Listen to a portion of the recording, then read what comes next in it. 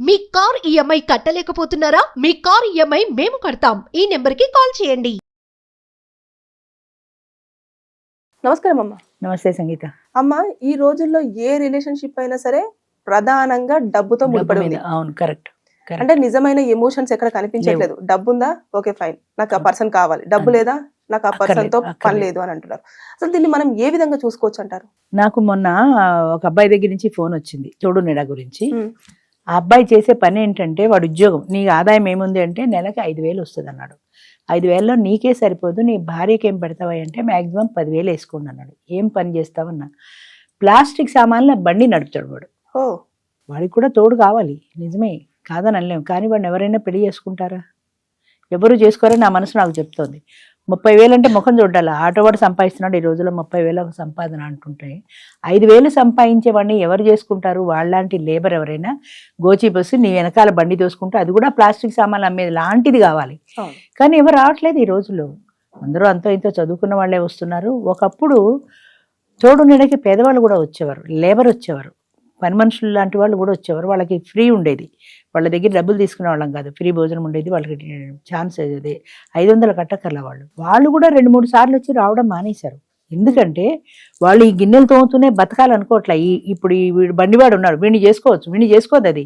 అది దానికి కూడా ఊహల్లో ఎక్కడో ఉంటుంది. నన్ను కూడా కార్లలో తిప్పేవాడు కావాలని. కానీ కార్లలో తిప్పేవాడు అంటే వాడికి కొన్ని క్వాలిటీస్ ఉండాలి. ఈ అమ్మాయికి నువ్వు చదువుకొని ఉండాలి, నువ్వు మోడర్న్గా ఉండాలి, నువ్వు ఏమీ లేవు కదా, నిన్ను ఎలా చేసుకుంటాడు వాడు అన్న ఆ భావన లేదు. నాకు డబ్బున్నవాడు కావాలంతే. నేను ఇంకా ఇప్పుడు 50 ఏళ్ళు వచ్చి ఇప్పుడు కూడా ఇంకా గిన్నెలు తోముకుంటే ఎట్లా బతుకుతాను? ఇప్పటికైనా నేను రెస్ట్ తీసుకోవాలనుకుంటున్నా. అదొకటే వాళ్ళ మైండ్ సెట్. కాబట్టి డబ్బును వాడైతే నేను హ్యాపీగా రెస్ట్ తీసుకుంటాను. నాకు కూడా బోల్డ్ కోరికలు ఉన్నాయి. సినిమాలకు వెళ్ళాలి, సరదాలకు వెళ్ళాలి, ఈ సరదాలు తీర్చేవాడు కావాలి. అంచేత 2-3 ఏళ్ళు వచ్చిన తర్వాత వాళ్ళు మానేశారు స్లోగా. అసలు ఇప్పుడు మా దగ్గరికి వచ్చే వాళ్ళు అందరూ చదువుకున్న వాళ్ళు తప్ప minimum 10th class 10th class లోపల ఎవరు లేరు. 10th క్లాస్ ఉన్న వాళ్ళు ఎవరు ఈ బండి వాడిని చేసుకోరు. నేను వాడికి ఏమని చెప్పను? వాడికి తోడు అవసరమైంది, మనం కాదని అనలేని అంశం అది. బాబు నిన్నెవరు చేసుకోరు, కాదు వస్తానంటే నీ ఇష్టం, నువ్వు 1000 రూపాయలు కట్టుకోవాలి, ఛార్జీలు పెట్టుకురావాలి. 5,000లో ఇదంతా నీకు శక్తికి మించింది, అంచేత నువ్వు రావడం వల్ల నీకు ప్రయోజనం ఉండదు. కాదు నేను వస్తానంటావా, నీ ఇష్టం అని చెప్పాను. అంతే. అలాగే 70 ఏళ్ళ వాళ్ళు కూడా అంతే, వాళ్ళకు ఒక తోడు కావాలి, నిజమే, అది కాదనడానికి ఎవరికీ అర్హత లేదు. కానీ నువ్వు కావాలనుకున్న తోడు నీకు ఇక్కడ దొరకదు. నువ్వు 65 ఏళ్ళు దాటితే నువ్వు పెళ్లి చేసుకో, ముసలిది నాకెందుకంటావు. యంగ్స్టర్స్ నిన్ను చేసుకోరు, ఈ ముసలోడు మాకెందుకంటారు. మగవాళ్ళు ఏంటంటే ఎంతసేపటికి వయసులో ఉన్న వాళ్ళని కావాలనుకుంటారు, కానీ నా వయసు ఎక్కువ అన్న సంగతి వాళ్ళు గుర్తుపెట్టుకోరు. అలాగే వచ్చిన వాళ్ళల్లో అంటే డబ్బును చూస్తారు ఎక్కువగా. డబ్బును చూస్తారు. ఆడది దానంతటా అది బతకగలిగితే మరీ మంచిది అనుకుంటారు. కానీ నీ వయసు 70, 50 ఏళ్ళది, 20 ఏళ్ల గ్యాప్లో నిన్ను పెళ్లి చేసుకోవడానికి ఇష్టపడదు అన్న సంగతి వాళ్ళకి గుర్తుండదో, గుర్తున్నా అలా వస్తారో తెలియదు. 2-3 సంవత్సరాల కంటే గ్యాప్ వద్దన్న వాళ్ళ దగ్గరికి 60 దాటితేనే ఒప్పుకోరు, 70 వాడిని ఎక్కడ ఒప్పుకుంటారు? అయినా ఎవరైనా ఉంటేనే, ఎవరైనా దొరికితేనే అంటాడు వాడు. వాడికి ఏం చెప్తాం? సరే బాబు నువ్వు వచ్చి ప్రయత్నం చేసుకో, నీకైతే దొరకరు, నువ్వు రావడం దండగా అని నేను చెప్తున్నా. అయినా వస్తారంటే నీ ఇష్టం అంటాను. 70 నుంచి 80 వరకు ఇలాంటి ఫోన్లు వస్తాయి మాకు. చాలామంది అడుగుతారు కావాలని. ఆశ్చర్యం ఏంటంటే నా ఫోన్లో కూడా ఉంది, మీకు చూపిస్తాను. అబ్బాయి వయసు 37, తోడు నీడ 50 పైన ఉంటాయని వాడికి తెలుసు. వాడు నాకు మెసేజ్ పెట్టాడు, ఎవరైనా నన్ను చేసుకోవడానికి ఇష్టపడే వాళ్ళు అయితే మీరు నాకు పంపించండి నెంబరు, నేను వచ్చి చూసుకుని నచ్చితే చేసుకుంటాను. వాడు ఎంత లింక్ ఉందో చూడు, వాడు వచ్చి చూసుకొని నచ్చితే చేసుకుంటాడు. అంటే నా తిండి తెప్పలు, నా పని మానేసి నీకు ఎవరు సూట్ అవుతారని నేను చూసుకోవడమే నా ఉద్యోగం అయ్యేది అసలు కాదు కదా. మ్యాట్రిమోనీ పెట్టుకుంటే వస్తారు.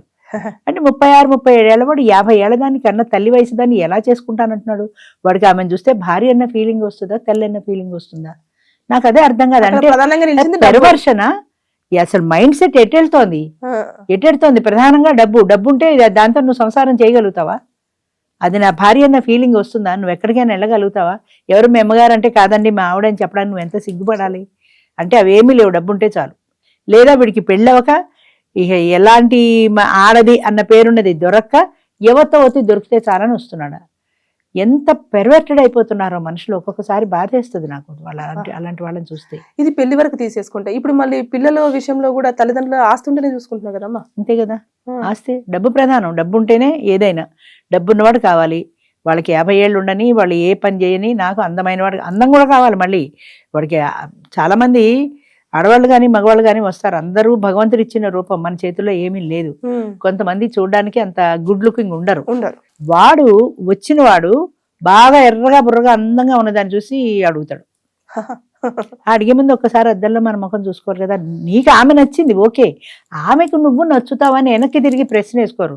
పెద్ద ప్రాబ్లం ఎక్కడొస్తుందంటే ఒక ప్రశ్న అటే పెడుతుంది కానీ అట్నుంచి తిరిగి అవతల వాళ్ళ వైపు నుంచి మనం ఆలోచించాం. రాత్రి 12కి ఫోన్ వస్తుంది, నాకు ఏంటయ్యా 12కి ఫోన్ చేసా బుద్ధి లేదా అంటే, మీరు పడుకోలేదేమో అని చేశా, 12 కదండి అయింది అంటాడు వాడు. వాడి సాచిరంకాయ కొట్టాలన్నంత కోపం వస్తుంది. 12 కదా అదే 12 కదా అంటే నీకు నిద్ర పట్టక 12 కానీ నాకు సగం నిద్రలో ఉన్నా నేను. లేపి పైగా ఏమండి వాడు అడుగుతున్నాడు 10కి ఫోన్ చేశాడు నాకు, ఏమండి ఇది ఏ ఊరండి వాడు అడిగిన ప్రశ్న అది, ఏమండి ఇది ఏ ఊరండి. మొన్నాడు ఫోన్ చేసి తిట్టాను, బుద్ధుందా బుద్ధి లేదా, రాత్రి 10కి పడుకున్నా. అసలు ఆడవాళ్ళకి ఆ టైంలో ఫోన్ చేయొచ్చా, రేపు పొద్దున అడిగితే ఏదైనా హార్ట్ అటాక్ లాంటి సీనియర్ ప్రాబ్లం సిన్సియర్ కాదు కదా. ఇది ఆడవాళ్ళ ఫోన్ నెంబర్ నాకు తెలియదు కదండి, ఫోన్ నెంబరే కదా ఉంటుంది. పోనీ మగవాడికే అనుకో, మగవాడికైనా రాత్రి 10కి ఫోన్ చేసి అవసరమా, తెల్లారి ఫోన్ చేయొచ్చు కదా అంటే, నాకు ఈ నెంబర్ ఎవరో ఇచ్చారండి అందుకని, ఎవరో ఇస్తే రాత్రి ఫోన్ అంటే. అసలు ప్రపంచ జ్ఞానం శూన్యం మనుషులకు. నాకు ఫోన్ నెంబర్ వచ్చింది నేను ఫోన్ చేశా అంతే, అంతేగాని ఈ టైంలో చేయకూడదు అన్న పరిజ్ఞానం లేదు. అలాగే ఈ విషయంలో కూడా అంతే, నాకు నచ్చింది కాబట్టి నేను అడిగా, నచ్చపోతే మానేమానండి, వద్దని చెప్పానండి. వద్దని డబ్బులు ఉన్నాయి నీ మేలుగా హర్ట్ అవదా, ఆవిడ నువ్వు నచ్చలేదు నాకు వద్దని నీ ముఖం మీద చెప్తే నీ మేలుగా హర్ట్ అవదా.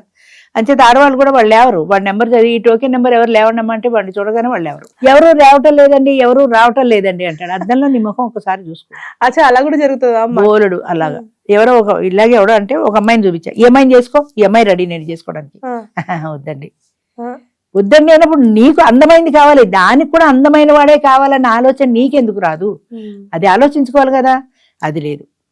కొంతమంది డబ్బున్న వాళ్ళే కాదు, మిడిల్ క్లాస్ వాళ్ళు కూడా ఉంటారు. అందరూ ఎర్రగా బుర్రగా ఉన్న వాడి దగ్గర ఇంత పెద్ద క్యూ ఉంటుంది, ఇంత పెద్ద టోకెన్లు ఇస్తారు ఈమె నాకు కావాలి అని. యావరేజ్ గా ఉన్న దగ్గర ఒక్క టోకెన్ ఉండదు, ఒక్కళ్ళు అడగరా. అంటే రెండు చూస్తారమ్మా, అందంతో పాటు డబ్బు రెండు చూస్తారు. అందం ప్రధానం, దాని తర్వాత ఆమె ఉద్యోగమో డబ్బు ఉంటే ఇంకా మంచిది, అది సెకండ్ అనుకో. ముందు ఫస్ట్ అందం ప్రధానం. నువ్వు కూర్చొని లేవలేవు, నీకు 65 ఏళ్ళు 70 ఏళ్ళు వస్తున్నాయి, ఈ అందగత్తం చేసుకొని నువ్వేం చేస్తావు, అది ఎక్కడో దుకాణం పెడుతుంది నీ ఇంట్లో, మనశ్శాంతి లేకుండా పోతుంది కదా. అంటే ఎర్రగా బుర్రగా ఉండాలి, అందంగా ఉండాలి, అందంగా ఉండాలి. ప్రతి వాళ్ళు అడిగేది ఇదే, అందంగా ఉండాలి. తప్పని నేను అంటే అందమైన భార్య కావాలని ప్రతి ఒక్కరికి ఉంటుంది, అందమైన భర్త కావాలని ప్రతి ఒక్కరికి ఉంటుంది, సహజం అది. కానీ దానికి ముందు మన స్థాయి చూసుకోవాలి కదా. నాకు ఒక ఫ్రెండ్ ఉంది, ఆవిడ ఏమడిగిందంటే, నాకు నా భర్త చనిపోయాడు, నాకు తోడు కావాలి. అమ్మ తోడు నేను ఇచ్చేది కాదు, మీటింగ్కి రండి, మీటింగ్లో చూసుకోండి. నాకు దామోదరరావు గారు లాంటి వాళ్ళు, దామోదరరావు అంటే మా భర్త, దామోదరరావు గారు లాంటి వాళ్ళు కావాలి. ఆయనే ఎందుకు అడుగుతున్నావు, ఆయన లాంటి వాళ్ళు ఎందుకు అడుగుతున్నావు, ఆయన మిమ్మల్ని టూర్లు అవి తిప్పుతారు కదా. నేను దామోదరరావు గారు లాంటి వాళ్ళు ఎందుకు, దామోదరరావు గారే ఉన్నారు నాతో పాటు కారులో వచ్చే ఇంటికి, నిన్ను పరిచయం చేస్తాను. ఆయన ఓకే అంటే అదే క్షణంలో నేను వెళ్ళిపోతాను, నిన్న ఆయన ఓకే అంటే నేను వెళ్ళిపోతాను.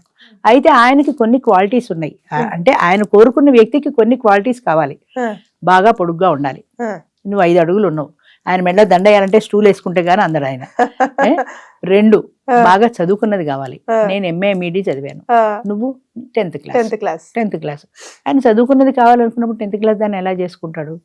అనర్గళంగా మాట్లాడగలగాలి, నేను అనర్గళంగా ఏ టాపిక్ అయినా మాట్లాడతాను, ఇదే కాదు ఏదైనా మాట్లాడతాను. నాకు మాట్లాడమంటే భయం అండి.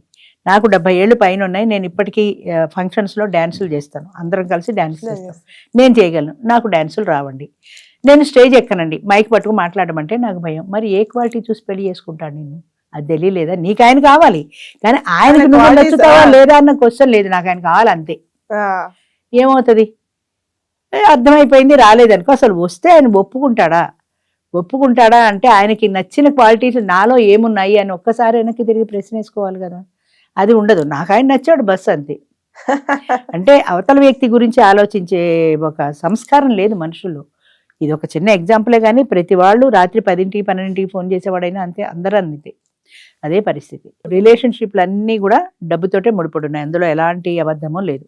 ఎక్కడో ఒకళ్ళో ఇద్దరో ఉంటారు, నాకు డబ్బు అవసరం లేదు, నేను మనిషిని ఇష్టపడి వచ్చాను కానీ మనిషిగానే కోరుకున్నాను, నాకు డబ్బుతో పని లేదన్న వాళ్ళని వేళ్ల మీద లెక్క పెట్టచ్చు. 300 మంది వచ్చారు మొన్న, నాకు డబ్బు అవసరం లేదండి అంటారు. ప్రతి వాళ్ళు స్టేజ్కి నన్ను బాగా అర్థం చేసుకునే మనిషి కావాలండి అంటారు. నాకు నవ్వు వస్తుంది, నిన్ను అర్థం చేసుకునే మనిషి కావాలి, నువ్వు ఆయన ఎంతవరకు అర్థం చేసుకుంటావు, అది లేదా.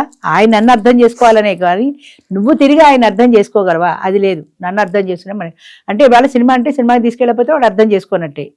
సింపుల్గా ఈ ఒక్కటి చాలు, ఈ ఒక్క ప్రశ్న చెప్పారంటే దానికి ఎవడూ రాడు, ఎలా వస్తాడు. నన్ను అర్థం చేసుకునే మనిషి కావాలి, నన్ను బాగా అర్థం చేసుకుంటే చాలండి అంటారు. ఇక్కడ నా దగ్గర స్టేజ్ మీద చెప్పినప్పుడు అక్కడికి వెళ్ళాక నీకేమొస్తుంది, నీకు ఎంత ఉంది, మాకు ఒక బ్యాంకులో పనిచేసే ఆమెకు ఆమె ఉంది మెంబరు, ఎవరో అడిగితే ఆమె చెప్పాను, ఆయన ఆఫీసు రండి మాట్లాడదామంది. మొన్నాడు ఆఫీస్కి వెళ్ళాడు. ఆవిడ 3 ప్రశ్నలు వేసింది. ఒకటి, నీ ఆస్తి ఎంత, ఓకే, అది నీ ఒక్కడికైనా అందులో వాటాలు ఏమన్నా ఉన్నాయా, ఒకవేళ అంటే పిల్లలకి ఏమైనా షేర్ ఉందా, ఒకవేళ వాటాలు పోతే ఆ ఆస్తి వాల్యూ ఎంత, నీ వాటాకు వచ్చే ఆస్తి వాల్యూ ఎంత, ఈ 3 ప్రశ్నలు అడిగింది. ఇంకా ఆయన ఇంకా జవాబు చెప్పాలా, వచ్చేసాడు. నువ్వు ఉన్నావా, తిన్నావా, నీ పరిస్థితి ఏంటి అని నా మంచి చెడ్డలు ఏమి అడగలేదు ఆమె. ఆస్తి నాకెందుకమ్మా అని వదిలేశాడు అంతే. అలాగా డబ్బు కోసం చేసుకునే వాళ్ళు చాలా మంది ఉన్నారు. మన వంక పెట్టడం కాదు, కానీ డబ్బు ప్రధానం. మనకే 50-60 ఏళ్ళు వచ్చే ఎన్నాళ్ళు బతికి చేస్తాము. ఏదో ఇంత అలానే లోయర్ క్లాస్ అది ప్లాస్టిక్ బండి వాడిని చేసుకోమంటలా నేను. నీకు ఏదో ఫుడ్ పెట్టి కలిగితే చాలు కదా, ఏ మోటార్ సైకిల్ మీద ఓ సినిమా తీసుకెళ్తే చాలు కదా, కార్లోనే తిరగాలి, మంచి బంగ్లా కావాలి, మంచి ఇల్లు కావాలి, నేను వంట చేయను, వంట మనిషి, పని మనిషి పెట్టి నన్ను పువ్వులాగా రోజుకొక చీర కట్టుకొని నేను సోఫాలో కూర్చుంటే ఇలా అలంకరించుకొని ఆయన చూసి ఆనందించాలి అంతే. డబ్బుతో పూజించాలి అంతేగాని అవతల వ్యక్తి ఏంటి, వాళ్ళ పూర్వాపరాలేంటి, వాడి కుటుంబం ఏంటి ఎవరికి అక్కర్లా. నా కుటుంబం ఏంటి ఆయనకి చెప్పాలి, ఆయన కుటుంబం గురించి నేను తెలుసుకోవాలి, ఆయన కుటుంబాన్ని నాతో నేను కలుపుకోవాలి, నా వైపు నుంచి ఈ ప్రయత్నం ఉండాలి. అసలు ఏమీ లేదు, నథింగ్, అంతే. అందుకనే అలా మిగిలిపోతారు. ఏమవుతుందంటే ఆశ కూడా ఒక అంత ఉండాలి కదా, అది లేని వాళ్ళు అలాగే మిగిలిపోతారు. మొత్తానికి బంధాలన్నీ కూడా అందంతో, బంధాలు ఈ రోజుల్లో డబ్బుతోటి అందంతో ముడిపడి ఉన్నాయి. ఆడైనా అంతే, మగైనా అంతే, ఎవరైనా అంతే. చెప్తే కష్టంగా ఉంటుంది వినడానికి, కానీ but it is a fact, నిజం ఇది. కఠోరంగానే ఉంటాయి కదా, అది అర్థం చేసుకోగలిగి ఎప్పుడు ప్రతి మీటింగ్ లో నేను చెప్తాను, మనసుకు ప్రధానం ఇవ్వండి. అది మనకు అందం కనపడదు, అదే మనసు ఎలా ఉందో మనకు కనపడదు. కొద్ది రోజులు మాట్లాడుకోండి, అందులో మీకు మనస్తత్వం నచ్చితే దిగండి. పెళ్లి అనేది చాలా క్లిష్టమైందమ్మా. మీరు పెళ్లి చేసుకోవాలి అని అనుకున్నప్పుడు, మీరు బయట కూర్చొని మాట్లాడుకున్నప్పుడు ఎంతైనా 3 సంవత్సరాలు మాట్లాడుకుంటారు, బాగానే ఉంటుంది. ఎందుకని స్వీట్ థింగ్సే ఉంటాయి. ఏ హోటల్లోనో, ఏ సినిమాలోనో, ఏ లంచ్లోనో కలుస్తారు. అప్పుడేమీ సమస్యల గురించి మాట్లాడుకోరు కదా, అన్నీ స్వీట్గా ఉంటాయి, అన్నీ బాగుంటాయి. కానీ పెళ్లి చేసుకుని ఒక చోట నివసించడం మొదలుపెట్టిన తర్వాత కష్టాలు, కన్నీళ్లు, బాధలు అన్నీ షేర్ చేసుకుంటారు. అబ్బా నాకు బాధలు వద్దు బాబు అంటే తప్పదు కదా, భరించాలి కదా. అబ్బా నేను అందుకోసం పెళ్లి చేసుకోలేదంటే కుదరదు. ఒకసారి యాక్సెప్ట్ చేసిన తర్వాత మైనస్ ప్లస్ 2 ఉంటాయి. అనుకోని దిగితే నువ్వు దాన్ని యాక్సెప్ట్ చేయగలుగుతావు. నాకు అన్ని ప్లస్లే అంటే నువ్వు యాక్సెప్ట్ చేయలేవు, అది ఉండదు. అన్ని ప్లస్లే అన్న ఉద్దేశంతో దిగుతారు.